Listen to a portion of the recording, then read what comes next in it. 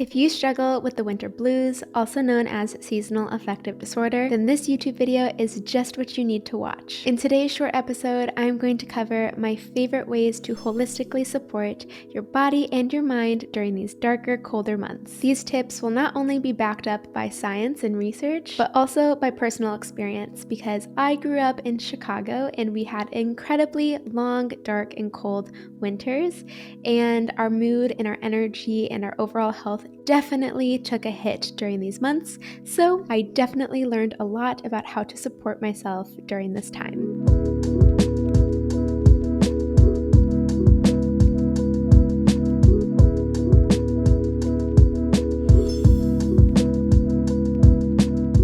Hello everyone, my name is Maddie Miles, and for any of you new here, I am the founder of Peace Love Hormones. We are a women's natural wellness brand that specializes in herbal medicine. If you haven't yet checked out my organic herbal tinctures for women's hormone health, gut health, liver detoxification, sleep, and nervous system, then head on over to peacelovehormones.com to check out the full herbal line. Okay, now let's get into today's topic. I am going to review 9 different of my favorite tips to support your overall well-being during the colder winter months. And if you don't live in a cold place, you will still benefit greatly from these tips, as these tips support your overall health and well-being. Truly, many of them are just foundations for overall health and wellness for men and women of all ages. But if you do live somewhere warm and tropical, please do share some sun and heat with us all. Okay, first things first, let's talk about sleep. Sleep is so crucial for overall health and well-being. It is truly a foundation of overall health. Whenever I'm working with someone in my own private clinic,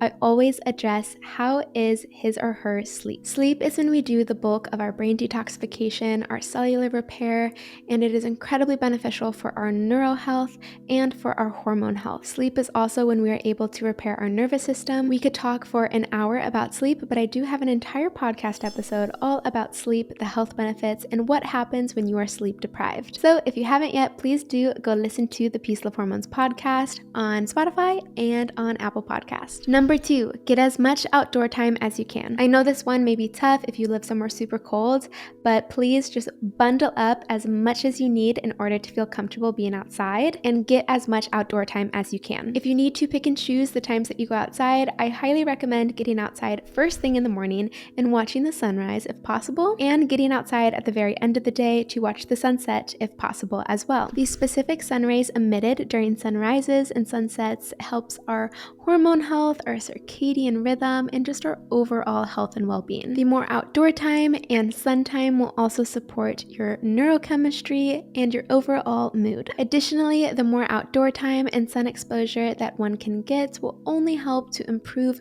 neural health and to boost mood. Next, number 4 is to move your body every single day. And while workouts are fabulous, especially when you are cycle syncing your workouts, the best form of movement is walks, especially post-meal walks. Walks for 10 to 20 minutes after meals not only supports circulation, but it also supports healthy blood glucose levels. So if you are one who struggles with blood sugar imbalances and insulin dysregulation, post-meal walks are incredibly important for you. But in general, we all could benefit from some movement after meals and all throughout the day. Again, it doesn't have to be anything crazy or very strenuous, but just some gentle, loving movement. Number 5 is to sweat at least 5 times a week. Sweating will not only support our detoxification and therefore our overall health and well-being, but it will also support our mood and cognitive health. Number 6 is connection with family, friends, and loved ones. We tend to be less social and to isolate ourselves during the cold and darker months, and while I totally understand these findings, given that usually it gets dark around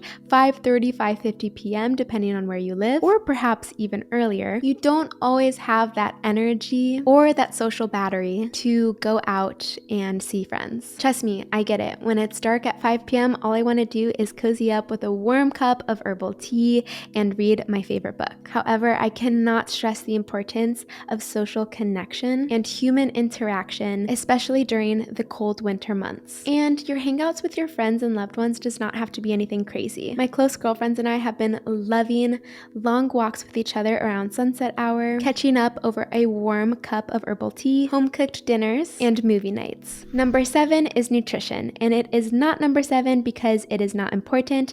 Anything and everything on this list is incredibly important. As someone who struggled with an eating disorder in her younger life, nutrition is something that I place a major emphasis and priority on. Please, please, please never restrict yourself from healthy and nourishing foods. And although nutrition is so bio-individualized for every single human, and it is a realm and topic that we could talk hours upon hours about, hence why I have so many articles on the Peace Love Hormones website and podcast episodes on the Peace Love Hormones podcast, all about nutrition, especially how nutrition should be changing throughout our menstrual cycle syncing your foods and your recipes, etc. Oh, I didn't even mention this, but I also have resources on cycle syncing your workouts to your cycle. So if you're interested in that, that's also over on the Peace Love Hormones podcast. But what I do want to say about nutrition right here today on this YouTube video is to please make sure that you're eating super nutrient-dense foods, especially if you live in colder areas, to really emphasize warm, nourishing, grounding foods. So you may not opt for that freezing cold smoothie bowl, but instead have a warm veggie bowl with some wild-caught salmon on top. Number 8 is herbal medicine. My organic herbal sleepy tincture is going to support deep, restful sleep and therefore all of the detoxification and repair and rejuvenation that comes with sleep. And it will also support your nervous system. And all of our nervous systems could use some support all of the time, but especially during these months that tend to be a little bit harder for some people. For most people, honestly. Lemon balm is one of my favorite herbs to drink in tea form to support my nervous system and my mood and just make me feel so cozy and loved. Elderberry and echinacea are must. I take these every single day, as well as astragalus to support my immune system and my overall health and well-being and vitality. Also, if extremely low mood is something that you struggle with, I would highly recommend looking into St. John's wort. Number 9, which is last but certainly not least, is functional supplementation. A high-quality omega-3 with more EPA to DHA, zinc, vitamin D3, and K2 to support the absorption of vitamin D3, a magnesium complex, and B vitamins are just a few of the many functional supplements that you can take to support your mood, your hormones, and your overall health and well-being. All the time, but especially during these months where we don't see the sun as much, we're not outside as much generally speaking, and we tend to be a little bit more isolated. I hope that all of these tips were incredibly helpful for you. If you have any questions at all for me, or if you have any suggestions for future topics for podcast and for YouTubes and for social media content, please let me know. I have a huge running list and I am always more than happy to add to it. If you haven't yet, please do go follow me on social media.